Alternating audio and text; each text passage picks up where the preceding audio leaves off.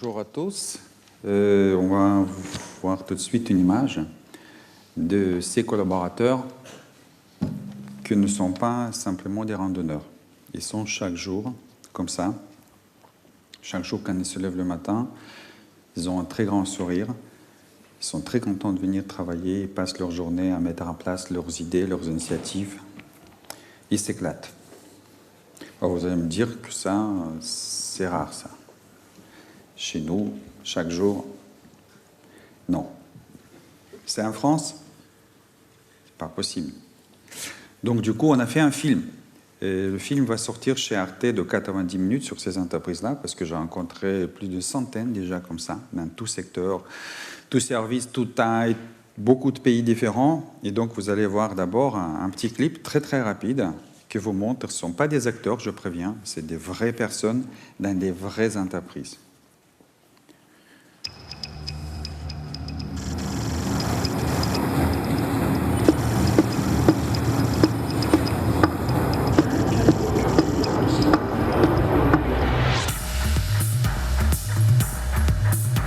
On va dire que je m'éclate dans mon job. Moi, je vous dis, tous les matins, quand je me lève, quand je viens travailler, je prends un agréablement plaisir. I have always been against hierarchy and against strict rules. I worked in a normal company, and then I thought always that can't be true, that I have to come at 8 o'clock to work and leave at 4 o'clock. Little by little it came a passion to me. I wanted to show that there is another way to manage a company. They came up with some very simple things. Let's tell the truth. Let's be fair. Let's keep our promises. Let's respect the individual. And let's encourage intellectual curiosity. Et bonjour Samira, Sébastien. Oui, allô Sébastien? Ça serait pour enregistrer une intervention, s'il vous plaît. On a dit voilà, comment vous aimeriez être rémunéré. On a demandé à tout le monde de donner ses idées. Donc cette rémunération, elle a été décidée par l'ensemble des salariés. Bob's style is to say, here are the objectives, you figure out what the solution is. If I've got the right people, then they're going to make the right decision. It's good. I mean, it's all about respect. You give respect to others and they give you respect back. Alors avant, on avait un directeur d'usine, on avait un chef du personnel, on avait des contremaîtres et des chefs de ligne. Quand vous êtes hiérarchique et que d'un coup vous ne l'êtes plus, il y a vraiment un travail sur soi-même à faire. On l'accepte ou on ne l'accepte pas. Je vois les gens sur l'île, ils sont beaucoup plus heureux, qui sont calmes, qui sont zen. Et ça, c'est grâce justement à ce travail de fond. Je pense qu'on décuple la productivité des personnes dans un système comme celui-ci, évidemment. I knew that if I went to a minister in the beginning and say, we won't tell people when and where to work, they would go berserk. So I didn't. I just worked it out. And after 3-4 years, they said, hey, what have you been doing there? I said, sorry, we can't get back now. And then they saw the results, and the results were better than before. So they wanted to be in the picture. And we put them in the picture. It's kind of a double-edged sword, too, because when you're given all of the liberties and all of the trust to do your job and do it well, you better perform. Voilà, donc vous pouvez revoir ce film sur Vimeo ou sur le blog de mon ouvrage libertéetcompagnie.com.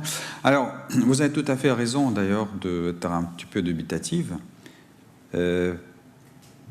parce que la situation dans la majorité des entreprises n'est pas comme celle que vous avez vue tout à l'heure. Qu'est-ce que vous en pensez?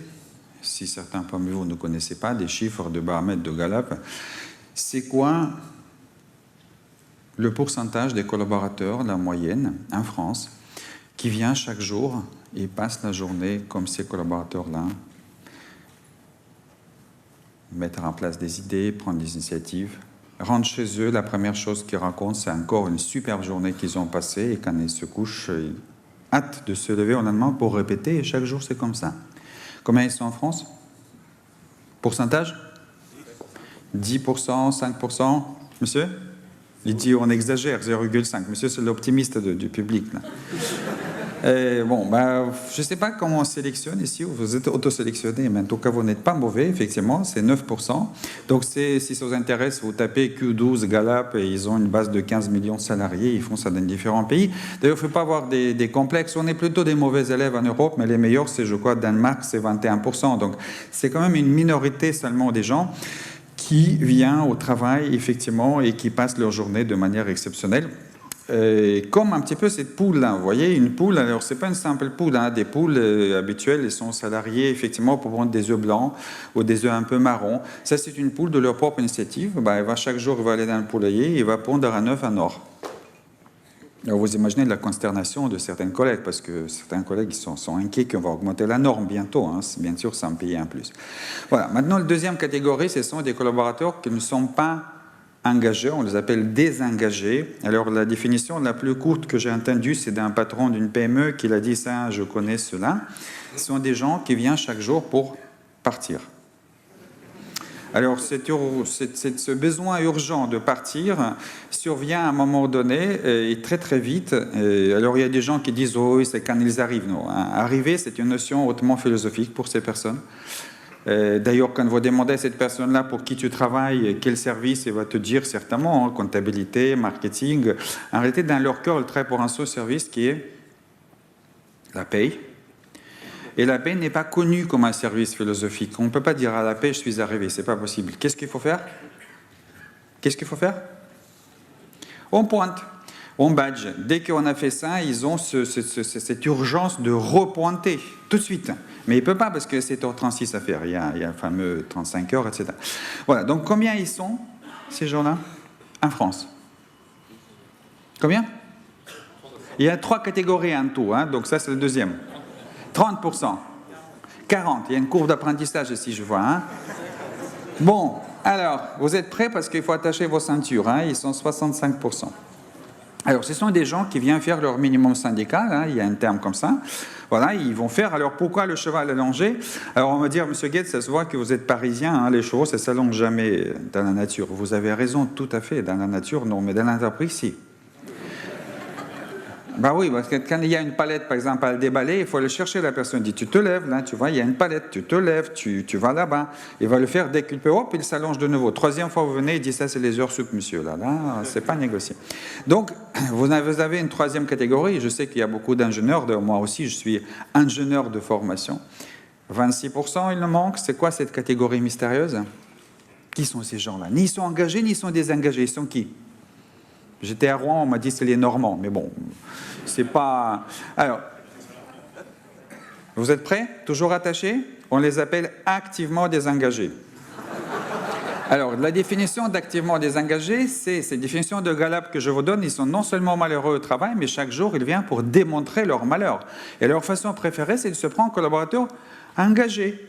D'où le renard. Le renard, il apprend qu'il y a une poule qui a pondu un œuf en or. Donc, il attend derrière le couloir. Elle court comme ça, il dit, c'est toi qui as pondu cet œuf en or? Ouais, bah, je te bouffe pour le déjeuner maintenant.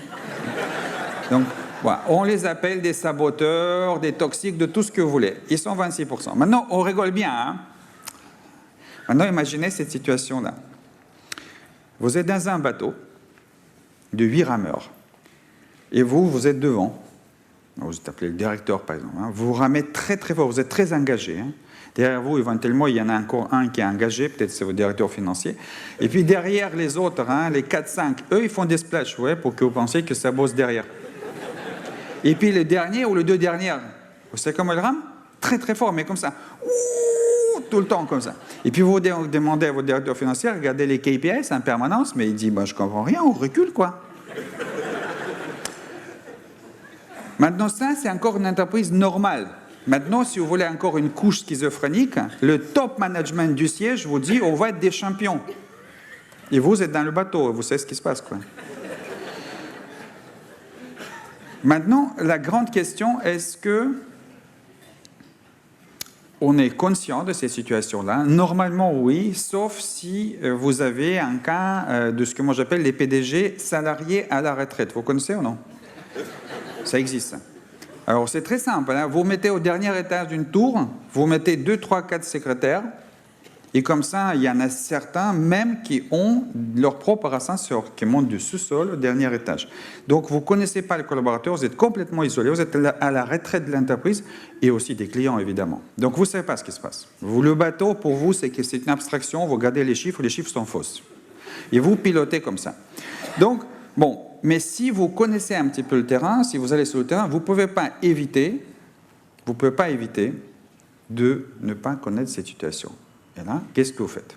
Il y a des gens qui sont dits un peu fatalistes, disent, vous voyez, ce sont des chiffres, c'est un peu partout pareil, on ne peut rien faire. Moi, j'ai rencontré les patrons d'entreprises, des PME et des plus grosses, qui ont dit, on va faire quelque chose parce qu'il faut le faire, essentiellement pour deux raisons. Il y a des entreprises qui étaient dans une grande difficulté. D'ailleurs, vous savez comment c'est, on appuie sur un siège éjectable et puis on met un autre PDG encore pour redresser, etc. Comme chez Harley Davidson, il était 3e ou 4e et il avait 3 mois avant de faillite. Et puis, il y en a d'autres qui, l'entreprise marche correctement, voilà, mais les résultats ne sont pas formidables. Hein. Vous jouez le maintien en 2e division, voire en 3e. C'est des équipes professionnelles de foot. Hein. Mais bon, il dit, ça ne m'excite pas tout ça, quoi. On peut jouer les coupes européennes. Et donc, qu'est-ce que je fais? Je ne vais pas jouer les coupes européennes avec 4-5 joueurs qui font des splashs. Ce n'est pas possible. Il faut qu'il y en a 6-7 dans le bateau qui rament très fort dans la même direction. Dans ce cas, les autres, là, le renard, il va vite sauter, hein, il va se sauver parce que ramer à l'envers, c'est un peu dur. Voilà. Donc, qu'est-ce qu'on fait? C'est ça que j'ai étudié. Alors, en réalité, ce n'est pas simple. Hein. Si vous envisagez de complètement transformer l'organisation de votre entreprise, qui, vous allez voir, en réalité, a produit ce type de comportement, c'est comme escalader cette montagne. Hein. Si ça aurait été simple, il y en a beaucoup qui l'auraient fait. Et ce que j'ai vu en étudiant cette diversité d'entreprises, c'est que les chemins sont divers, que effectivement chaque entreprise il trace son chemin, mais il y en a des étapes, on peut appeler ça comme ça, ou des principes qui ont gouverné toutes ces aventures de libération, j'appelle ça comme ça. Et vous allez voir, je vais vous rapidement parler de ces principes. Voilà. Alors par quoi on commence? On commence par quelque chose que peut-être va vous parler, si certains parmi vous vous rappelez encore l'époque de la qualité totale, il y avait un monsieur un des deux gourous, il y avait Deming et Juran il parlait des entreprises fanatiques. Alors ils ont décidé d'arrêter d'être une entreprise fanatique. Alors la définition de Juran d'une entreprise fanatique, c'est une entreprise qui répète la même chose et espère un résultat différent. Pourquoi? Vous allez voir tout de suite. Qu'est-ce qu'on fait quand vous avez des collaborateurs qui sont des collaborateurs démotivés et désengagés? Qu'est-ce que font toutes les entreprises? Qu'est-ce qu'ils disent aux managers dans l'équipe? Ils disent, moi, les gars, sont démotivés. Ton job, c'est quoi? C'est quoi ton job de faire par rapport à tes équipes démotivées? Hein? De les motiver, on est d'accord. C'est ce qu'on enseigne partout, dans les formations, partout, il faut motiver. On essaie. Ça marche? Ça marche un peu. Est-ce que ça marche vraiment bien? Vous regardez les chiffres de Gallup, vous tapez, vous regardez ce qui se passe par exemple en Allemagne, il y a un graphique de 2012 jusqu'à 2011. En Allemagne, c'est entre 11 et 16%, et c'est comme ça. Et on est tous d'accord qu'on a investi énormément pendant ce temps-là en Allemagne dans la formation des managers. Et les managers sont meilleurs aujourd'hui. Il n'y en a pas beaucoup de managers aujourd'hui qui se promènent avec des revolvers, avec des bâtons, et qui bat le gars qui arrive 3 minutes en retard. On a appris à faire du participatif, de l'écoute, des empowerment, de tout ce que vous voulez, et donc c'est bien mieux. Hein. Néanmoins, on n'arrive pas à percer sorte de plafond en verre. Et donc, ne pas être une entreprise fanatique, ça veut dire tout simplement arrêter de motiver les gens. Oh là là, mais c'est quoi ça veut dire manager les équipes? Alors c'est bon. Devenir un leader jardinier. Qu'est-ce que ça veut dire un leader jardinier? Vous voyez, vous êtes un jardinier, vous avez des fleurs complètement désengagées. Vous voyez, une qui est activement désengagée, carrément elle est couchée par terre, là, ne veut plus pousser, elle a dit c'est stop, je ne bosse plus. Bon, qu'est-ce que vous faites si vous êtes un jardinier avec des fleurs comme ça? Qu'est-ce que vous faites? Il y a des gens qui ont des idées? Bon, il y a des gens qui disent, bon, je les coupe, je les jette, puis je les remplace, viré, quoi, d'accord? Bon, ça, c'est l'ancien monde, hein, ça, c'est le 19e siècle. D'accord? Non, on va essayer, les gens disent arroser, peut-être la déplacer, etc., parce que les jardiniers, ils le savent que ce n'est pas la faute de la fleur. Un jardinier, S'il fournit l'environnement qui satisfait des besoins physiologiques de la fleur, elle sera à son potentiel. D'ailleurs, ceux qui ne sont pas convaincus, très souvent, la voisine avec les mêmes fleurs, magnifique, quoi. Donc, on arrête les débats. Et on sait quels sont ses besoins. Donc, ses besoins sont 3, hein, je simplifie. Hein. C'est de la lumière, de l'eau et des minéraux. Et ce n'est pas toujours plus, hein, parce que la motivation, ça se passe assez souvent par les carottes et les bâtons. Les carottes doivent être de plus en plus grandes, le bâton aussi d'ailleurs. Là, c'est optimal. En l'occurrence, il faut moins d'eau hein, pour les tulipes, et puis elles sont belles. Donc, cette approche-là que les êtres humains, qui sont des organismes vivants, qui évoluent dans l'entreprise, qui ont aussi des besoins, et si on satisfait leurs besoins, ben, ils seront au sommet de leur potentiel. Cette approche-là, il date de plusieurs milliers d'années. Il existait déjà dans la philosophie chinoise. Bien sûr, on ne va pas parler ici des besoins physiologiques, on va pas. Ces besoins-là sont satisfaits dans l'entreprise. De quelle façon? Donc, il faut acheter mon livre. Vous avez dans ce cas tout. C'est un livre, comme un monsieur gentiment indiqué, a gagné le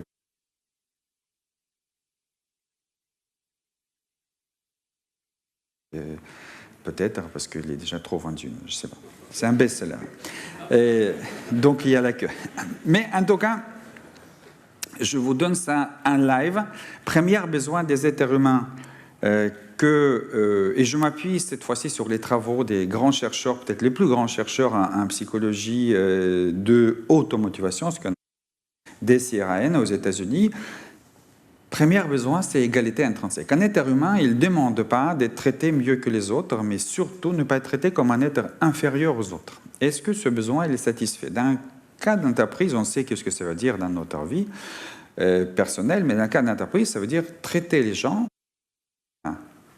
le respect, la considération, la confiance, la bienveillance, voire l'amour. Il y a des entreprises en France. Globalement, à quoi on fait confiance? Qu'est-ce qu'on respecte? La capacité de la personne de réfléchir, de proposer des solutions. On respecte son intelligence. Est-ce que c'est le cas dans la plupart des entreprises? Je vous montre rapidement comment on peut faire ça. Par exemple, dans des chaînes de retail. Vous prenez une entreprise qui est une entreprise américaine, Nordstrom, donc des grands magasins, et est connu pour le meilleur service client aux États-Unis. Dans ces 10 meilleurs services clients, vous avez peut-être 4 fabricants d'automobiles de luxe, vous avez Amazon, vous avez Four Seasons, donc des places sont très très très chères, et puis sont numéro 6. Alors je vous montre, vous voyez ici, je ne sais pas s'il y a des DRH ici dans la salle, il y a des DRH, levez la main? Non, c'est que des techies, des geeks ici, c'est ça? D'accord. Bon, vous connaissez les DRH, Madame DRH. Et je sais que Madame souffre beaucoup. On est d'accord, Madame? Parce que vous aimeriez vous occuper du humain et vous avez à côté un grand livre, 4000 pages, que parfois on appelle les entreprises le livre de Mao, qui est la plus grande d'inflation, hein, le nombre de pages. Ça s'appelle le code de travail. Et donc, elle doit maîtriser tout ça. En tout cas, il y a un livret d'accueil chez vous, Madame. Combien de pages? On ne compte plus. D'accord. Ou quand même un petit truc comme ça. Voilà. Donc chez Nordstrom, ils ont un livret d'accueil qui s'appelle Employee Handbook et il est juste sur une carte Bristol. Vous voyez, et c'est écrit 13 sur 20, hein, bienvenue chez Nordstrom. On est très content que vous êtes rejoint notre entreprise. Notre objectif numéro 1, c'est de fournir des services clients exceptionnels. Fixez à la fois vos objectifs personnels et professionnels le plus haut possible. Nous avons une confiance totale dans votre capacité de les atteindre. Et c'est pour cette raison que notre livret d'accueil est très simple. Il a une seule règle. Alors, si vous voulez, on va voir la règle. OK, on tourne le truc. Et puis voilà, utilisez votre bon sens dans toute situation. Oh là, mais ils font quoi des RH là? Ils n'ont pas bossé beaucoup là. Il y aura d'autres trucs, il y a un annexe de 100 pages, quoi. Non, c'est écrit, il n'y aura pas d'autres règles additionnelles. Il n'y aura pas. Hein. Et comme il y a des leaders jardiniers, vous vous rappelez, hein, partout, c'est-à-dire des gens qui sont... Vous pouvez effectivement à tout moment demander aux responsables de rayon, aux responsables de magasin, même le DG de la division, vous avez les numéros à tout moment, si vous voulez, les discuter, consulter, etc. Mais dans toute situation, on fait confiance que vous allez utiliser votre intelligence, votre bon sens pour trouver la meilleure solution. Ce n'est pas votre chef qui va le faire. Deuxième exemple rapide, vous connaissez la chaîne Whole Foods certainement, ou peut-être beaucoup parmi vous, ça existe à Londres, ça existe aux États-Unis, c'est une chaîne de supermarchés de style un peu bio, haut de gamme, qui est la plus grande croissance dans la grande distribution aux États-Unis. Et dans le monde, je pense. Hein. Donc, ils vont passer en 5 années de 355 à 1000 supermarchés. Et le patron copropriétaire et le co-PDG, il adore raconter l'histoire, comment ils donnent la nourriture gratuitement dans leur supermarché. Alors, ce n'est pas un nouveau business model, hein. Vous allez voir tout de suite pourquoi il le raconte. Donc, c'est un cas à Connecticut, et à Connecticut, effectivement, comme souvent aux États-Unis, il y a des tempêtes de neige, et donc il y a des warnings extrêmement forts pour que les gens rejoignent leur maison, sauf que dans ce supermarché, ce jour-ci, ils ne pouvaient pas le faire. Pourquoi? Parce qu'à un moment donné, toutes les caisses ont tombé en panne. Ça s'appelle la migration informatique. Vous connaissez ça? Donc, les gens commencent effectivement, les queues s'allongent, et puis effectivement, il y a ces warnings qu'on entend, et 30 minutes après, c'est toujours pas résolu. Qu'est-ce qu'on fait? Vous imaginez, dans les magasins habituels, on appelle, je ne sais pas où, les responsables, etc. Là, c'est l'équipe, ils discutent, et puis ils disent, voilà, 30 minutes ont passé. La vie des gens, évidemment, est beaucoup plus importante que tout le reste. Donc, on dit, tous les gens qui sont avec les caddies, etc., vous sortez. Voilà, ce n'est pas la fin de cette histoire-là. C'est qu'il y a une dame qui est rentrée chez elle. Elle a regardé combien de la marchandise elle a pris pour revenir rembourser au lendemain. Elle a vu que c'est pour $70. Elle était tellement émue qu'elle a dit, je dois absolument raconter cette histoire. Elle a appelé un canard local. C'était à l'époque de Noël. Donc, le journaliste a écrit, le Père Noël est venu chez nous. Il s'appelle Whole Foods. Et donc, ça a fait un énorme buzz sur le réseau. Le PDG, il a appris ça tout simplement parce qu'effectivement, on lui fait des clips, il a regardé. Il était tellement fier, il a dit, c'est exactement l'esprit, parce qu'en faisant confiance à nos salariés, c'est eux qui vont pouvoir trouver les meilleures solutions pour nos clients, et de ce fait-là, les clients vont revenir chez nous. Donc, vous voyez comment ça s'embarque, cet aspect-là. Dans la plupart des entreprises, ce n'est pas le cas, pour une simple raison que quand un collaborateur a un problème, il doit le remonter et attendre ce que le manager ou le chef ou le N+1 va lui dire à faire. À partir du moment où vous faites ça 1-2 fois, cette personne-là, elle a compris ce qu'on pense de son intelligence, qu'il n'en a pas. Une autre version, c'est que tu en as appliqué la procédure, c'est-à-dire encore d'autres personnes qui ont réfléchi pour toi. Donc, dans ces entreprises-là, ça n'existe pas. Vous venez avec votre sens, sous-entendu, vous voulez passer le problème, on va dire, soit qu'est-ce que tu proposes, soit encore une version meilleure, c'est toi qui es responsable de ce paramètre, j'ai confiance que si tu prends un petit peu de temps, tu trouveras la solution. C'est pour la journée, je passe à 17h dans ton bureau. C'est dans 1 heure, je repasse dans 50 minutes. Oh là là, l'urgence, c'est dans combien? Dans 10 minutes? Tu prends 8 minutes, je repasse dans ton bureau, on en discute. C'est comme ça qu'on instaure chez les gens le sentiment qu'on respecte, donne considération, on a confiance dans leur intelligence. On y va pour le deuxième point, parce que c'est un premier point extrêmement important. Si vous ne faites pas ça, et il y a une dynamique qui s'instaure dans votre entreprise qui est terrible. Terrible. Les gens viennent chez vous, vous les avez recrutés parce qu'ils sont compétents, ils ont envie de faire un bon travail. J'espère que, comme madame ici, bien sûr, la DRH, tous vos DRH recrutent des gens comme ça. Vous ne recrutez pas des gens qui ne veulent pas venir, qui ne veulent pas réfléchir, qui veulent des robots. Normalement, non. La grande question, qu'est-ce qui se passe avec ces gens-là dans l'entreprise? Pourquoi ces poules, potentiellement prêtes à pondre des œufs en or, les plumes se transforment en poils, prennent du poids et s'allongent. Voire certains se lèvent et commencent à courir comme des renards et à battre les poules en série. Qu'est-ce qui se passe dans l'entreprise? Je peux vous dire ce qui se passe. Ces gens-là, ils sont venus une fois dans le bureau de N+1, ils ont dit, il y en a quelque chose, un problème, opportunité, et son chef, elle a dit, écoute, tu n'en as que faire ça. Une fois, généralement, ça suffit.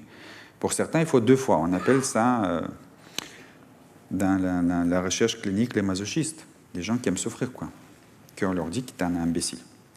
Et les gens, à un moment donné, arrêtent. Donc, il faut changer ça, si vous voulez, que les gens s'ouvrent. Sinon, ils sont fermés comme les huîtres. À partir de là, vous abordez deuxième aspect de l'entreprise, qui est un aspect qui satisfait le besoin fondamental des êtres humains, qui est le besoin de développement personnel, de progresser, d'apprendre, de maîtriser de nouvelles choses. C'est extrêmement fort d'ailleurs dans le métier, par exemple, des informaticiens, que s'ils n'arrivent pas à progresser, n'arrivent pas à apprendre des outils, etc., ils s'ennuient assez rapidement. Voilà. Mais c'est universel. Est-ce que l'entreprise, c'est un terreau dans lequel, effectivement, les gens peuvent régulièrement progresser, apprendre des choses, devenir meilleurs et devenir ces belles arbres? Je vous donne un exemple, je prends cette fois-ci, je change de secteur, je vous amène l'entreprise de l'assurance. Alors, la première entreprise, je l'appelle l'entreprise de la paperasse parce que là-bas, ce n'est pas du tout le cas. Alors, le job, description du job, gratte-papier, ce n'est pas dans le code de travail, mais c'est la réalité. Si vous envoyez dans cette assurance-là une demande de joindre votre enfant dans l'assurance familiale, ils ont 55 étapes. Il y a certainement un ingénieur de génie industriel qui est passé par là. Donc il y a une personne, la première, qui toute la journée, il ouvre des enveloppes avec un couteau spécial, vous voyez. Et puis il sort la lettre, il passe au deuxième, le deuxième il déplie, il met un tampon rectangulaire, date d'arrivée, vous voyez. Il passe au troisième. Le troisième, il réalise le potentiel de lecture. C'est l'intellectuel du service, il lit. Et puis il passe au quatrième, et ça va jusqu'à 54e qui plie la réponse, et 55e va au courrier porter les enveloppes. Et chaque jour, ces gens-là font ce geste, jour après jour, semaine après semaine, mois après mois. Dites-moi, c'est quoi le turnover dans cette entreprise? Les gens, ils viennent, vous voyez, ils sont engagés, ils découvrent ça, quoi. Combien de pourcents par chaque année? Combien? 20? Je vois que vous êtes des gens heureux, vous ne comprenez pas. J'ai donné une fois une conférence comme ça dans un hypermarché, une caissière qui m'a dit « je m'aurais suicidé, monsieur ». Parce que vous ne faites pas le travail comme ça. Vous ne savez pas qu'est-ce que c'est faire un travail comme ça. 40% s'en vont. Maintenant, on n'a pas encore répondu à ça. Je vois un regard inquiet de notre DRH. Parce que est-ce que c'est les meilleurs qui partent ou les pires? Les meilleurs. Après 10 ans, vous imaginez les gens qui restent, quoi? Vous imaginez? Votre s'appelle workforce.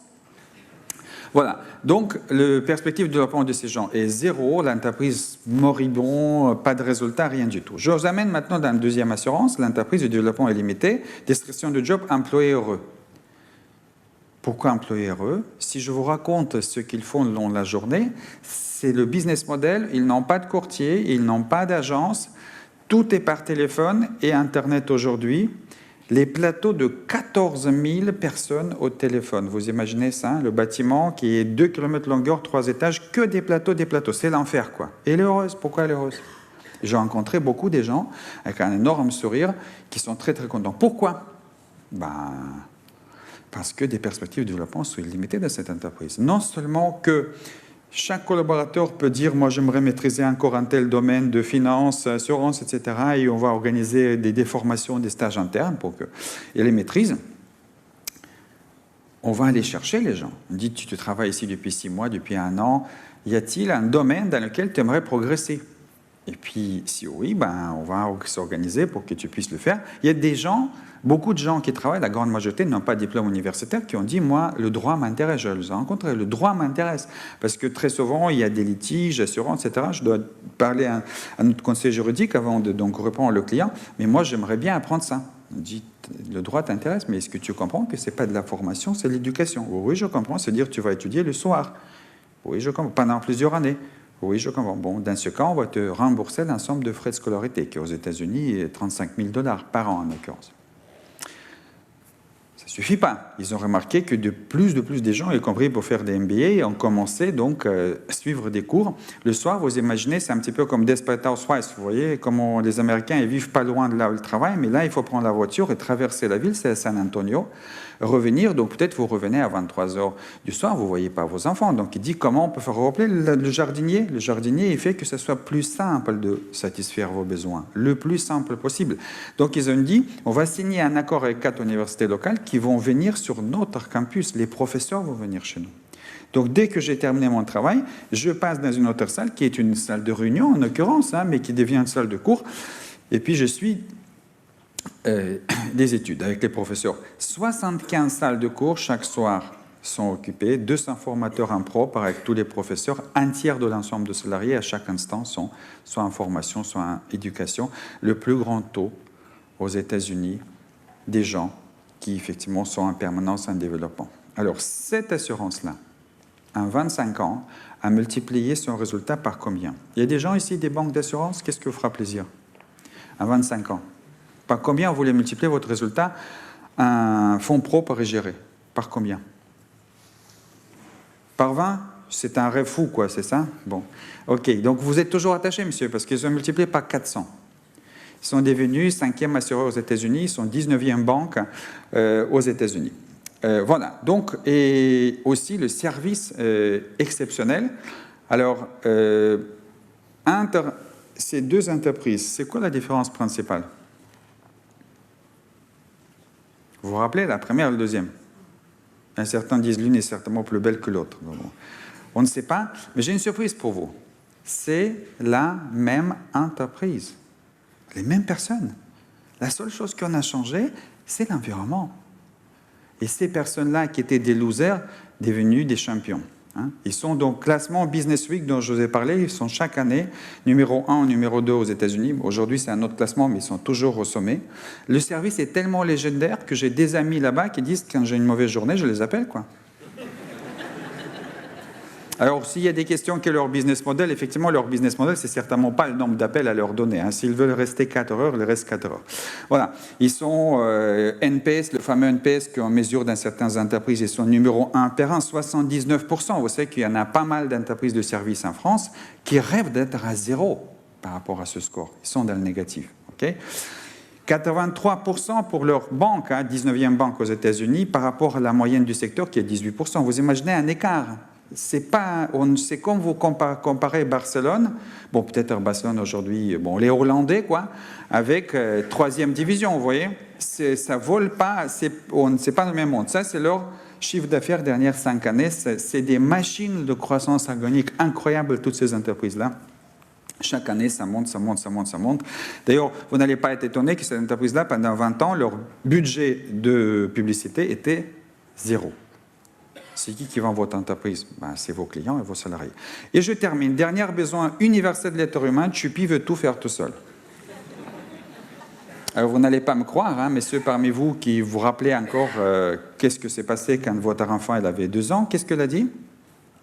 Par rapport à son mentor, je veux faire tout seul. Qu'est-ce que fait un vrai manager qui a un rendez-vous à 8h30? Bon, attends, on ne va pas perdre son temps, quoi.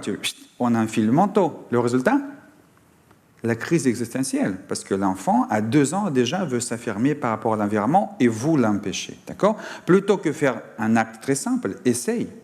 Et l'enfant va essayer, il va voir que le manteau derrière, ça se ferme difficilement, et puis à un moment donné, il va dire tous les deux. Bon, c'est écrit dans ces livres-là, pour les parents, comment il faut faire. Mais il faut lire, c'est pas que pour les bébés, c'est pour les parents. Donc, dans l'entreprise maintenant, je peux vous dire que j'ai vu des entreprises dans lesquelles, en France, vous avez des pères de 3 enfants à 40 ans qui doivent demander la permission pour aller faire pipi. Ça existe des entreprises comme ça. Est-ce que c'est ça le besoin de l'autodirection? Parce qu'un adulte, il déteste qu'on lui dise ce qu'il faut faire et qu'on le contrôle. Ce n'est pas le besoin, c'est le contraire du besoin humain.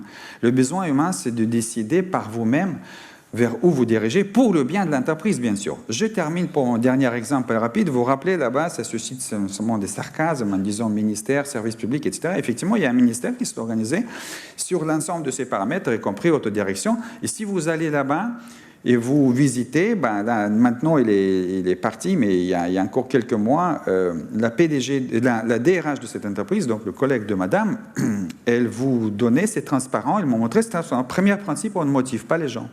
On fait confiance. Alors pourquoi en anglais? Parce qu'entre les wallons et flamands, c'est en anglais. Deuxième, on ne manage pas les gens, on les aime. Ça, c'est Jean Todt. Où est-ce qu'elle a passé l'hiver?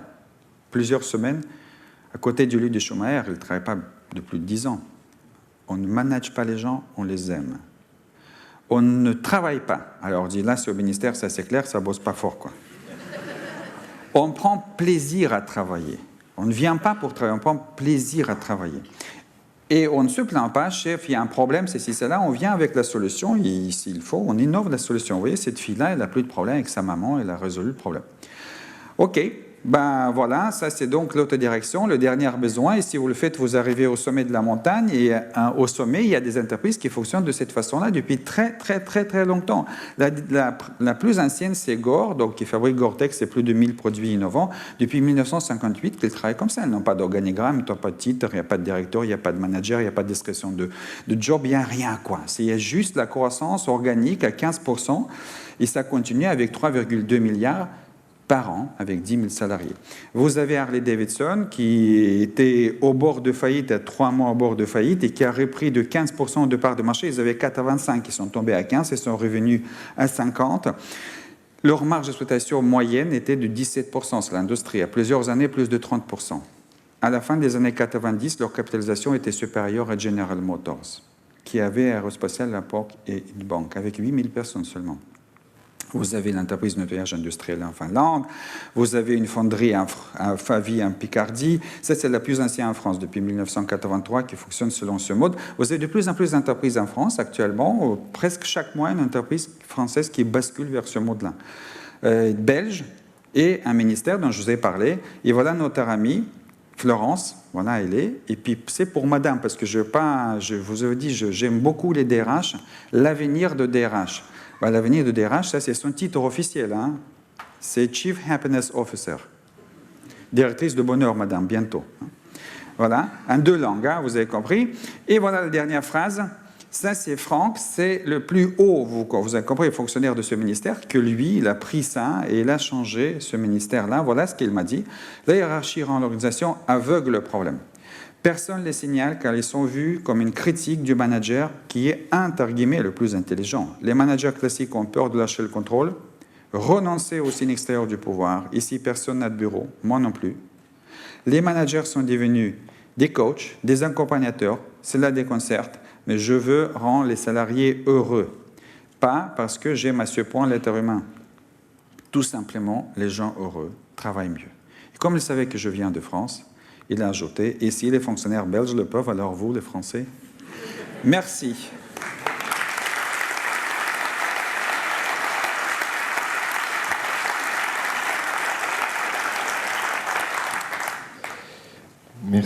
Merci beaucoup. On va prendre le temps pour 1 ou 2 questions. Si vous voulez prendre la parole, manifestez-vous. Le temps qu'une question arrive, moi j'en ai peut-être une. De quel département dans les entreprises cette transformation, la plupart du temps, est initiée? Vous avez souvent parlé des directions des ressources humaines. C'est de là que ça vient? C'est par là que la bascule commence ou pas? Non. Non, ça c'est le dernier département. Lui, il subit généralement, il sent que il est quelque part le gardien d'un ancien système. Il y en a quelques entreprises dans lesquelles ils sont des moteurs, mais généralement, ce n'est pas le cas. Celui qui commence cette démarche-là, c'est le numéro 1.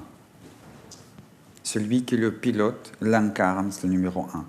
Si celui qui est assis au sommet de la pyramide, voire il a poussé un arbre et s'est installé à la dernière branche de cet arbre-là, s'il ne fait pas démanteler tout ça, ça va nulle part. On ne peut pas transformer l'entreprise d'ailleurs que du sommet. Et c'est très, très, très difficile. Dans un forum, on m'a demandé, M. Goetz, c'est quoi l'acte courageux numéro 1 de leader libérateur? Je peux vous dire, c'est abandonner son ego. Il y a du travail. Mais, j'ajoute, je connais quelques cas des entreprises dans lesquelles ce virus est passé ou parti de département de système d'information. Parce qu'on me dit très souvent dans beaucoup d'entreprises, le Scrum, Agile, etc., mais on travaille déjà comme ça, mais on doit se cacher parce qu'on nous prend un petit peu pour des fous, etc. Je connais quelques entreprises où, parce que Scrum et Agile fait que vous faites venir d'autres départements travailler avec vous, n'est-ce pas?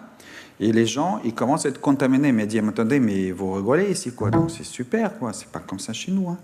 Puis vous travaillez les uns les autres toute la journée, vous avez programmé par 2, etc., etc. Mais c'est quoi ça? Est-ce que vous pouvez venir chez nous?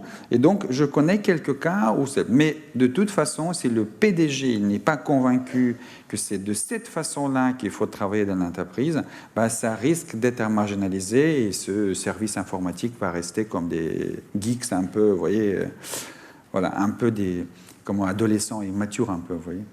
Ok, question, monsieur.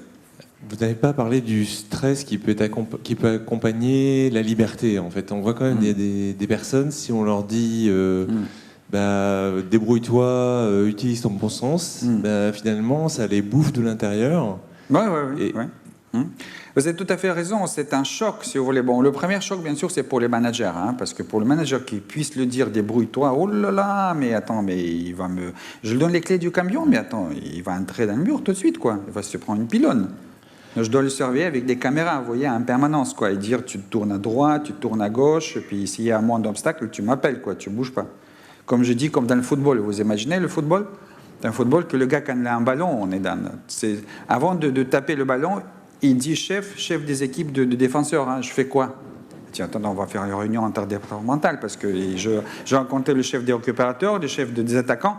On va te dire, pour l'instant, tu attends, quoi, tu ne touches pas le ballon. Et puis après, si c'est un vrai problème, on va remonter au vrai coach, au manager, hein, au Didier. Hein. Et puis après, ça va revenir dans 3 semaines. Il va dire, bon, bah, écoute, tu n'es pas vraiment au point au niveau de tes compétences, là, on va t'envoyer l'information. Il y a quelqu'un d'autre qui va taper, quoi. Et on va gagner, on dit ça. Donc ça, c'est un problème d'abord des managers. Maintenant, il est vrai que pour certains collaborateurs, mais ils sont minorité, et les managers ne le comprennent pas parce qu'ils ne font pas confiance. Donc ils pensent, dès qu'ils ont fait confiance, les gens se comportent en conséquence comme des imbéciles. Ils se comportent comme des imbéciles. Les idées qu'ils ont, ils les racontent, mais pas aux managers. À qui? Bah, à leurs copains, avec qui ils prennent une bière, à leur famille, parce que ces gens-là savent qu'ils sont intelligents. Mais au travail, ils se comportent que c'est une dernière d'imbéciles. Donc le manager dit, regarde avec qui je suis entouré, quoi. D'accord?